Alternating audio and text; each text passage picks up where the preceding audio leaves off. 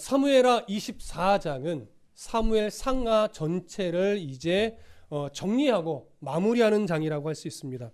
그렇기 때문에 사무엘상, 사무엘하를 마무리하는 장이라면 우리 안에 이제 어떤 기대를 조금 갖게 되냐면 이제 다윗의 인생을 정리하면서, 물론 다윗의 이야기가 열왕기서로 넘어서 아직 조금 더 있기는 해요. 그러나 다윗의 이야기를 마무리하면서 그의 이제 마지막을 참 아름답게, 그의 모습 중에 그래도 아름다운 결론을 가지고 마무리를 하겠구나, 이런 기대를 가지게 되는데, 실제로 24장을 다 읽어보다 보면 다윗의 범죄 이야기가 또 나와요.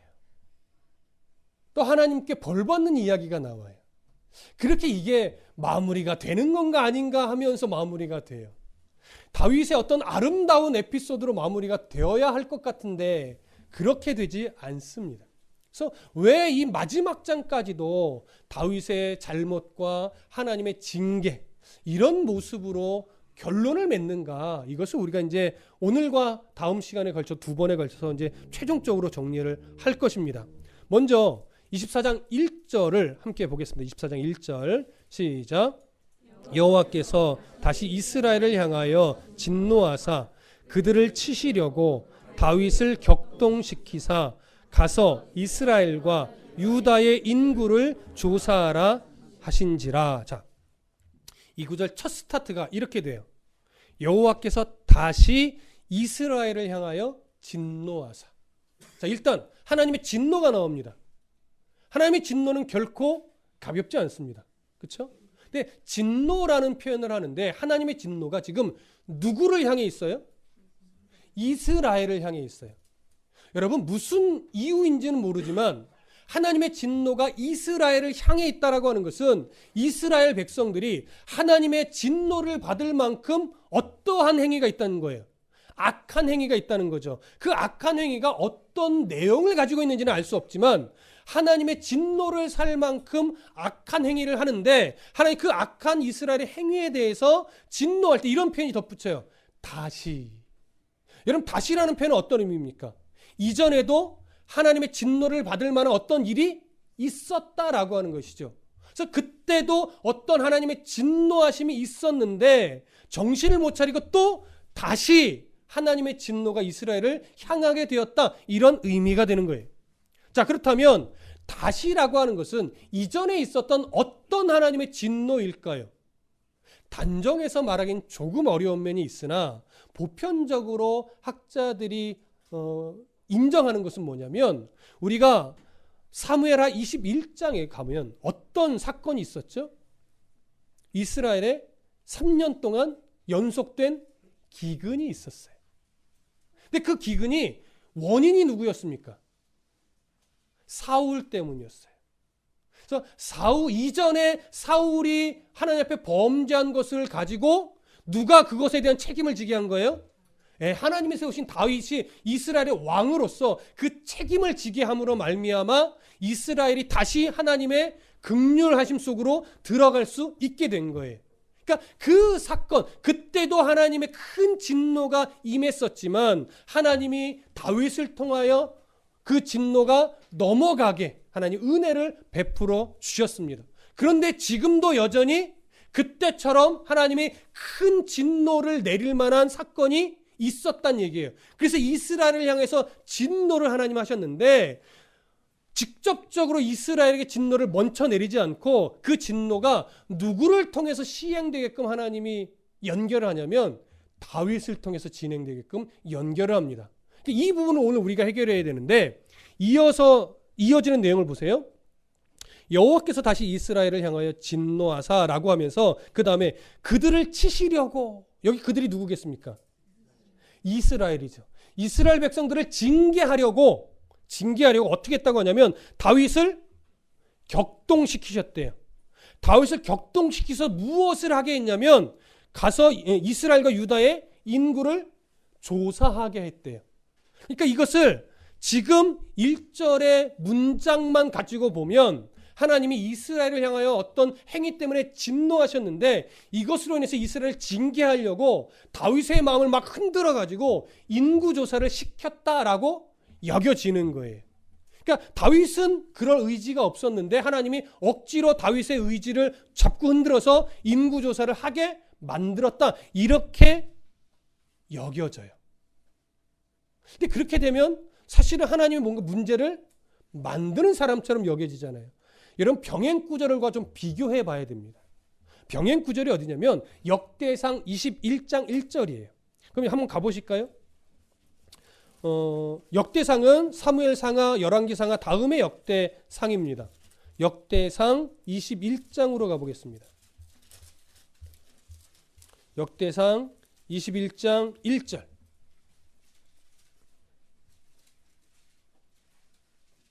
자, 함께 읽습니다. 역대상 21장 1절. 찾으셨으면 함께 읽습니다. 시작. 사탄이 일어나 이스라엘을 대적하고 다윗을 충동하여 이스라엘을 계수하게 하니라. 여기 이스라엘을 계수한다는 것이 인구조사를 말하는 겁니다. 근데 역대상 21장 1절에서는 누가 다윗의 마음을 충동했어요? 사탄이 충동했어요. 자, 그러면 사무엘 하에서는 하나님이 다윗을 격동시키셨다고 기록했고 역대기서, 역대상에는 사탄이 다윗을 충동했다고 합니다. 뭐가 맞을까요? 둘 중에 하나가 맞을까요? 둘 다 맞을까요? 네, 학자들은 이것 때문에 사실 논쟁이 많습니다. 이게 하나님이 충동시킨 게 맞냐? 아니다. 사탄이 충동한 게 맞냐? 두 가지의 논쟁이 일어납니다. 또 어떤 학자는 아니다. 하나님이 사탄을 사용한 거다. 이렇게 말하기도 합니다. 자, 일단 분명한 진리 하나는 하나님은 이유 없이 분노하시는 분은 아니다라고 하는 것이죠. 또 하나 분명한 것은 하나님이 사탄을 이용한다 이렇게 말하면 뭔가 좀 모순이 있는 것처럼 여겨지긴 하지만 사탄도 하나님의 명령 앞에서는 순종할 수밖에 없는 피조물에 불과하다라고 하는 것은 분명합니다. 우리 요한계시록을 잘못 이해하면 이 종말의 시대가 마치 사탄과 하나님의 팽팽한 대결 구도처럼 이해하는 잘못된 시선이 있어요. 이거 아닙니다.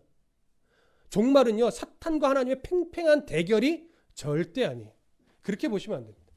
사탄은 하나님의 모든 작정하심을 반대하거나 이길 수 없습니다. 다만 계시록 안에서는 사탄은 자기의 어떤 역할에 지금 충실한 거예요. 그러니까 그 역할이라는 건지 또 오해하시면 안 돼요. 이건 나중에 또 계시록이나 이런 데 할 때 또 설명을 드릴 겁니다. 자, 하나님께서 다윗을 움직였어요. 사탄이 다윗을 충동했어요. 이것은 절대 모순이 아닙니다. 둘 다 틀린 것이 아닙니다. 둘 다 같은 겁니다. 무엇을 이해해야 되느냐? 히브리인의 기본적인 사고방식을 하나 이해해야 됩니다.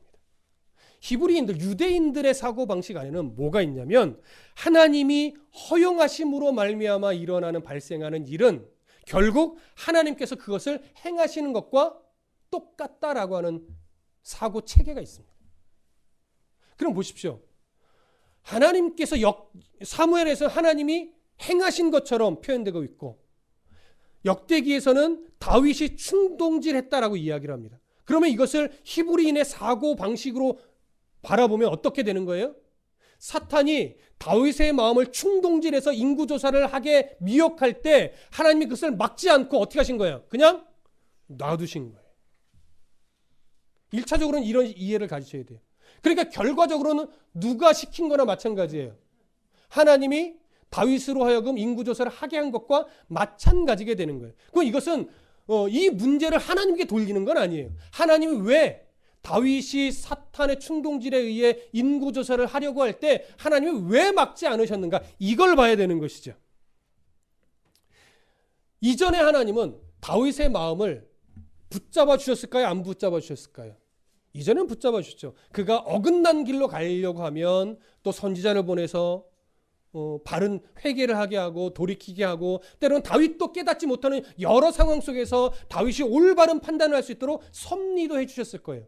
그런데 그때와는 달리 지금은 어떻게 했다는 거예요? 그가 사탄의 미혹에 넘어가서 나쁜 결정을 하고 나쁜 일을 행하려고 할 때 하나님이 막지 않고 그냥 놔두고 계시는 거예요. 이건 이유가 있는 거라는 거죠. 하나님께서 다윗이 인구조사를 하려고 할 때 그것을 막지 않으셨다는 건데, 그러면 이스라엘을 향한 하나님의 진노하심과 다윗이 인구조사를 하도록 그냥 놔두시는 것과는 어떠한 상관관계가 있는가, 이걸 이해해야 오늘 본문에 대한 이해가 선명해지는 거예요. 자, 우선 다윗이 명령한 인구조사가 죄인가 아닌가, 이걸 하나 보셔야 되잖아요. 여러분, 성경에 일단 인구조사를 시행했던 기록이 2차례 있습니다. 언제일까요? 광야에서 모세를 통해서 2번 인구조사를 시키죠. 출애굽 1세대 때 막 애굽에서 나와서 광야에서 1번 인구조사를 시킵니다. 그러고 나서 출애굽 1세대가 죽고 출애굽 2세대만 나왔을 때 또 1번 인구조사를 하게 해요. 이때는 하나님이 뜻을 두고 인구조사의 명령을 시키셨고, 그 다음에 그것을 누가 시행했냐면 제사장들이 시행했습니다.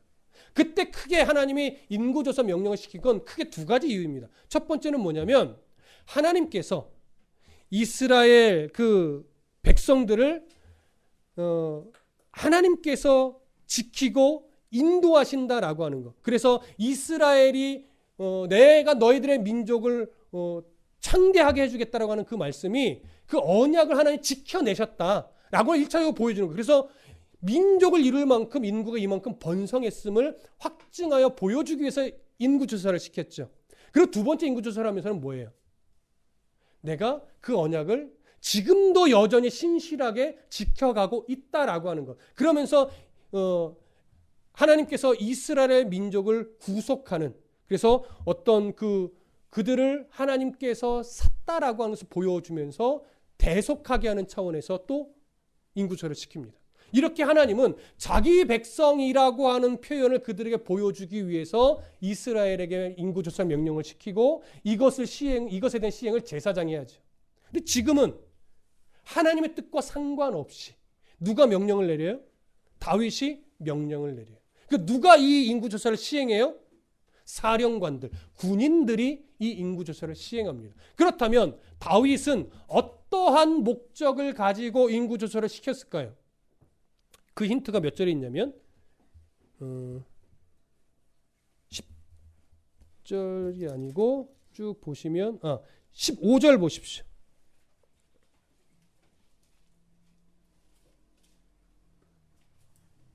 잠깐만요. 15절이 아니고요. 9절입니다. 9절. 24장 9절. 9절 함께 있습니다. 시작.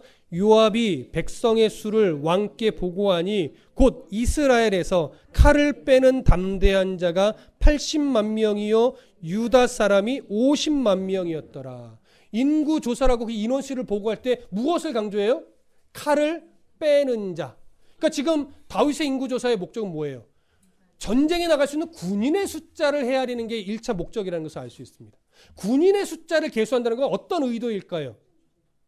내가 이만큼 강력한 군사력을 가지고 있다라고 하는 것을 지금 보여주기 위함이고, 이렇게 계수함으로 말미암아 또 다른 어떤 나라를 내가 정복해 봐야 되겠다라는 어떤 야욕도 있을 가능성이 있습니다. 본문에서는 또 드러나지 않지만 자신의 왕권을 이렇게 강조하고자 하는 면도 있고, 과세를 위해서, 세금을 걷기 위해서 얼만큼 세금을 거둘 수 있을까, 이런 것을 헤아리기 위한 의도도 일면 담겨 있다라고 볼 수 있어요. 자, 그렇다면 하나님은 지금 이러한 의도를 가지고 인구조사를 시키는 다윗의 이 인구조사를 인정할까요? 인정하지 않을까요? 예, 24장 전체를 보면 하나님은 기뻐하지 않습니다. 인정하지 않고 있어요. 그것을 우리가 어디서도 볼 수 있냐면 3절에 보시면 요압이 이렇게 말해요. 요압이 왕께 아뢰되 이 백성이 얼마든지 왕의 하나님 여호와께서 100배나 더하게 하사 내 주 왕의 눈으로 보게 하시기를 원하나이다. 그런데 내 주 왕은 어찌하여 이런 일을 기뻐하시나이까? 라고 하면서 요압 같은 인물도 이건 옳지 않습니다라고 말해요. 그리고 10절에 보면 다윗이 백성을 조사한 후에 그의 마음에 자책하고 다윗이 여호와께 아뢰되 내가 이 일을 행함으로 큰 죄를 범하였나이다. 여호와여 이제 간구하옵나니 종의 죄를 사하여 주옵소서. 내가 심히 미련하게 행하였나이다 라고 이야기를 합니다. 이것을 볼 때 지금 다윗의 인구조사는 그 명령하는 때부터 옳지 않았던 거예요. 그래서 다윗이 결국은 하나님 앞에 신앙의 양심을 가지고 회개하며 내가 잘못했다라고 고백까지 하게 되죠. 여러분, 우리가 알고 있는 요압은 어떤 인물입니까? 군인이지만 군 사령관이기도 하지만 굉장히 정치적인 인물이에요. 그래서 다윗에게 충성을 하기는 하지만 자신의 실리를 위해서 이기적으로 움직이는 면도 우리는 많이 보았었습니다. 그만큼 기회주의적인 인물이에요. 그러니까 이런 인물이라면 사실은 다윗이 인구조사 명령할 때 이때가 더 다윗의 눈에 들 기회다라고 여기면서 더 열심히 인구조사를 막 해가지고 다윗에게 더 잘 보이려고 했을 거예요. 근데 이런 요압이 그렇게 행동하지 않고 어떻게 다윗에게 말하냐면 이것은 옳지 않습니다. 이 요압의 말을 좀 풀어서 보면 하나님이 이 백성의 수를 100배나 더하도록 얼마든지 은혜를 주시는 분인데 왜 인구조사를 하려고 합니까? 이건 옳지 않습니다. 이렇게 요압이 말하는 거예요. 여러분, 요압 같은 인물이 이렇게 말할 때는 사실 다윗이 한 번 더 생각해 봤어야 돼요. 요압 같은 인물이, 이런 정치적인 인물이 보기에도 지금 다윗의 인구조사 명령은 옳지 않았었다라고 하는 거예요. 그렇다면 여기 또 하나가 발견이 되죠. 하나님은 요압 같은 인물의 입을 통해서 다윗에게 뭐 하는 거예요? 잘못을 지적해 주는 거예요. 예전에 다윗이었으면 이런 말을 듣고 하나님의 음성으로 받았었을 거예요. 이런 그가 도망 다닐 때, 압살롬에게 도망 다닐 때 생각해 보세요. 그를 대적하는 사람이 비난할 때 그의 말을 누구의 말로 받았어요? 하나님의 지적처럼 받았었단 말이에요. 이전에는. 근데 지금 어떻게 돼요? 요압 같은 인물의 말을 그냥 무시해 버립니다. 자기 의지대로 강하게 아니다, 인구조사 해라 라고 더 강하게 재촉했단 말이죠. 이런 것을 볼 때 지금 다윗은요, 하나님 앞에 그의 모습이 무뎌져 있고 하나님을 경외하지 않고 있고 하나님을 두려워하지 않으며 하나님의 공의를 가지고 지금 뭔가 나라를 다스리지 않고 있다라고 말할 수 있습니다. 여러분, 이스라엘은 왕이 통치를 현재 하고 있지만 누가 다스리는 나라입니까? 하나님이 다스리는 나라입니다. 하나님이 힘이 되어주는 그런 나라입니다. 이미 가나안 땅 전체를 하나님 주셔서 이미도 가나안 땅 전체를 정복하고 살아가고 있는 중에 있습니다. 근데 다윗의 마음 한켠에는 뭔가 이 가나안 땅만으로 만족하지 못하는 이런 마음이 한 구석에 있었는지도 모르겠습니다. 그래서 더 많은 땅을 정복하고자 하는 마음이 순간 생겼겠죠. 누가 부추겼을까요? 사탄이 부추겼겠죠. 그러니까 그 부추김으로 인해서 더 큰 나라, 더 강력한 나라, 이렇게 부강한 나라를 만들려는 욕심에 무엇을 명령하게 돼요? 인구조사를 명령하게 되는 거예요. 그때 하나님이 이 다윗의 명령, 이 충동된 마음을 막지 않고 놔두셨어요. 우리는 이제 그 이유를 찾을 건데요. 자, 먼저 4절부터 9절까지를 읽고 정리를 하겠습니다. 4절부터 9절 함께 읽습니다. 시작. 왕의 명령이 요압과 군대 사령관들을 재촉한지라. 요압과 사령관들이 이스라엘 인구를 조사하려고 왕 앞에서 물러나 요단을 건너 갓 골짜기 가운데 성읍 아로엘 오른쪽 곧 야셀 맞은 쪽에 이르러 장막을 치고 길르앗에 이르고 담빔 호시 땅에 이르고 또 다나얀에 이르러서는 시돈으로 돌아 두로 견고한 성에 이르고 히윗 사람과 가나안 사람의 모든 성읍에 이르고 유다 남쪽으로 나와 부엘세바에 이르니라. 그들 무리가 국내를 두루 돌아 9달 20날 만에 예루살렘에 이르러 요압이 백성의 수를 왕께 보고하니 곧 이스라엘에서 칼을 빼는 담대한 자가 80만 명이요 유다 사람이 50만 명이었더라. 자, 강력한 그 왕의 재촉에 의해서 요압이 마지못해 사령관들을 데리고 인구조사를 하러 나가서 이스라엘 전역을 두루 돌아다니면서 조사를 했습니다. 얼마나 정확하게 조사한 건지는 잘 모르겠으나 칼을 빼는 자가 9달 20날 동안, 그러니까 대략 10개월 정도를 조사를 해서 그 결과가 이스라엘에서는 80만 명, 유다에서는 50만 명, 총 130만 명이라는 인구가 계수가 되었습니다. 출애굽 이후 광야에서의 숫자가 대략 60만이었던 것을 기억해 본다면 현재 거의 2배 정도의 군인의 숫자가 늘어난 겁니다. 그만큼 하나님이 지금까지도 이스라엘을 지켜오셨고 보호해 오셨고 강성하게 하나님의 은혜를 베풀어 주신 겁니다. 그런데 지금 다윗은 이 과정을 통해서 성경의 기록을 보면 하나님의 은혜는 전혀 찾아볼 수가 없습니다. 오직 다윗에게 남은 것은 뭐만 남아 있어요? 군인의 숫자만 남아 있게 된 거예요. 잠시 동안 다윗은 참 기뻤을 겁니다. 야, 나의 군사가 130만 명이나 되다니, 이들을 훈련시켜서 다른 나라를 들어가면 얼마든지 정복할 수 있겠구나. 그러면 이 이스라엘 땅덩어리가 더 넓어지겠구나. 그만큼 나는 더 강력한 왕이 되겠구나. 이러한 설레임이 잠깐은 있었을 겁니다. 그러나 그러한 설레임, 그러한 기대감은 속는 겁니다. 왜요? 그 인구조사에 하나님의 뜻이 없었기 때문에. 다윗은 하나님의 뜻을 따라 인구조사 명령을 내린 것이 아니었고, 하나님의 뜻 안에서 다른 나라를 정복해야 되겠다라고 생각을 가진 것이 아니라 순전 자기 욕심이었기 때문에 이런 기대, 이런 설레임은 속는 겁니다. 야고보서에 보면 욕심이 잉태한 즉 죄를 낳고, 죄가 장성한 즉 몰라요? 사망을 납니다. 여러분, 교회도 이렇게 속을 수 있습니다. 여러분, 교회 건축하면 하나님이 기뻐하실까요? 교회 안에 뭘 해야 하나님이 기뻐할까요?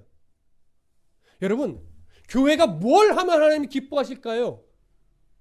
잘 들으십시오. 뭘 해야 기뻐하는 게 아닙니다. 교회가, 목회자가, 성도가 하나님의 말씀을 우선으로 듣고 그 말씀이 이끄시는 대로 살아가는 그 마음의 중심, 하나님을 알고 영생의 삶을 살아가는 그 출발점에 늘 있음에 감사하는 그런 삶을 살아내는 것, 이것이 하나님이 원하시는 것이고 이것이 하나님이 기뻐하는 겁니다. 교회를 진다고 하나님이 기뻐하는 것도 아니고, 성도가 많이 늘어난다고 기뻐하는 것도 아니고, 구제를 많이 한다고 하나님이 기뻐하는 것도 아닙니다. 그 건축이든 교회 구제든 교회 일이든 그것이 하나님의 뜻으로부터 출발된 것일 때 그때 기뻐하는 것이지, 하나님의 뜻과 상관없이 무엇인가 업적이 남는 것 같은 그런 폼나는 일들을 많이 했다고 해서 하나님이 기뻐하는 것이 절대 아니라는 거예요. 그러니까 우리가 늘 긴장해야 될 것은 뭐예요? 출발점이 하나님의 말씀에서부터 내가 하고 있는가. 목회든 개인의 삶이든 어떠한 형편에 놓여 있든지 나의 모든 삶의 걸음걸음이 나를 향하신, 나를 사랑하신 하나님의 그 말씀에서부터 출발을 내가 하고 있는가, 이 검증을 날마다 해야 된단 말이에요. 이 검증을 놓치기 시작해서 뭔가 있으니까, 뭔가 채워졌으니까 이제 내가 뭔가 할 수 있겠다라고 하는 것은 그건 교만이고 그건 속는 겁니다. 다윗이 지금 그 속임수에 넘어가고 있어요. 잘 보세요. 앞에 22장, 23장에서 다윗이 고백한 게 뭡니까? 전 인생을 통틀어서 최종적으로 나를 지키신 게 하나님이셨음을 고백했고, 그의 통치 기간을 다 통틀어서 또 고백한 게 뭐예요? 결국 이스라엘에 대한 통치는 하나님을 경외함으로 하나님의 공의에 따라 통치하는 게 옳구나, 이걸 깨닫고 고백했잖아요. 그랬더니 하나님이 21장, 22장, 23장을 통해서 어떤 상황으로 다윗을 도우셨습니까? 수많은 여러 장수들을 붙여주셨죠. 그리고 그 장수들이 전쟁을 하고 싸울 때 그냥 그들만 남겨두지 않고 그들에게 승리를 주셨단 말이에요. 뭐 하라고? 다윗에게 약속했던 그 언약을 하나님 신실하게 이행하시려고. 그러니 그 모든 과정 속에 하나님이 붙잡아 주셨고, 언약을 주셨고, 이끌어 주셨고, 보호하셨고, 승리를 주셨고, 이 모든 것이 어우러져서 지금의 다윗 왕국이 된 거란 말이에요. 근데 그렇게 강성해지고 나니까 용사들도 튼튼해지고 나라도 부강해지고 이스라엘 전 지역도 정복을 했고 이제 뭔가 부족함이 없고 거칠 것이 없게 여겨지니까 그 순간 다윗이 어떤 교만이 치고 들어와요? 이 나라가 누구 거라고? 내 거라고.